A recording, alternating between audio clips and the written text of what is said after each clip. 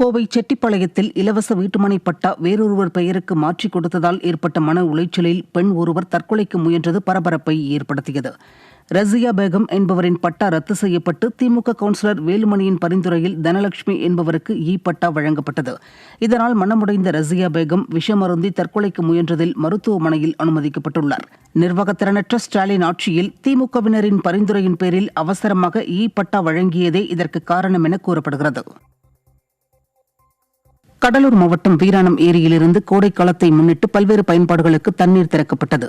வீராணம் ஏரி VNSS மதகு மூலம் வினாடிக்கு 50 கன அடி தண்ணீர் திறக்கப்பட்டுள்ளது. இந்த தண்ணீரானது சேத்தியத்தோப்பு அணைக்கட்டு மூலம் தேக்கப்பட்டு அங்கிருந்து மேட்டுப்பகுதி பாசனத்திற்கும் கிராமங்களின் கால்நடைகள் நீர் அருந்தவும் அனுப்பப்பட்டு வருவதாக அறிவிக்கப்பட்டுள்ளது.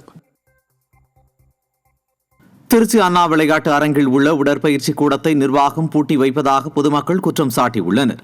கடந்த அதிமுக ஆட்சியில் அண்ணா விளையாட்டு அரங்கில் உள்ள உடற்பயிற்சி கூடத்திற்கு நவீன உடற்பயிற்சி கருவிகள் வழங்கப்பட்டது. இந்நிலையில் மாத சந்தா செலுத்தி மாணவர்கள், அரசு அதிகாரிகள் உள்ளிட்டோர் காலை 6 மணி முதல் 12 மணி வரை உடற்பயிற்சி கூடத்தில் பயிற்சி மேற்கொண்டு வந்தனர். ஆனால் தற்போது மாவட்ட விளையாட்டு அலுவலர் ஞான சுகந்தி உத்தரவின் பேரில் காலை 10 மணிக்கே உடற்பயிற்சி கூடம் மூடப்படுவதாக பொதுமக்கள் குற்றம் சாட்டியுள்ளனர். இந்த ஜிம் 50 லட்ச ரூபா செலவு பண்ணி மெஷினரி எல்லாம் இறக்கிருக்காங்க. அதெல்லாம் நீங்க பார்த்தா தெரியும். உங்களுக்கு தமிழ்நாட்டுல எந்த கவர்மெண்ட் ஜிம்லையும் இந்த மாதிரி மெஷினரியே கிடையாது. இந்த அளவுக்கு இறக்குனாங்க. ஆனா அதுக்கப்புறம் அதோட சரி மெயின்டெனன்ஸ் கிடையாது, ஒன்றும் பண்றது இல்ல. ஸ்டேடியமே 8 மணிக்கு க்ளோஸ் பண்ணி ஆகணும்ட்டாங்க. கேட்டே 8 மணிக்கு மூடணும்ட்டாங்க. அந்த டிஎஸ்ஓ அந்த லேடி தான் பேசினாங்க. City sports incharge DSO lady தான் 8 மணிக்கு மூட சொல்லிட்டாங்க. கவர்மெண்ட்ல ஆர்டர் வந்திருக்கா மேடம்? ஆமா வந்திருக்கு சார். நான் தான் சரி உங்களுக்காக 9 வரைக்கும் டைம் தரேன் அப்படின்னா 9 நான் கேட்கறேன், நீங்க 10 வரைக்கும் கொடுங்க போதும். அதுக்கு மேல வேணாங்கன்னா அது கோஆபரேட் பண்ண மாட்டேங்கிறாங்க, எதுவுமே செய்ய மாட்டேங்கிறாங்க. ஒவ்வொரு வாரம் ஒவ்வொரு மாசத்துக்கு புதுசா ஏதாவது ஒரு ரூல்ஸ் ஃபாலோ பண்ணி ஏதாவது இந்த டைம் அந்த டைம் ஒன்னொன்னா பண்றாங்க.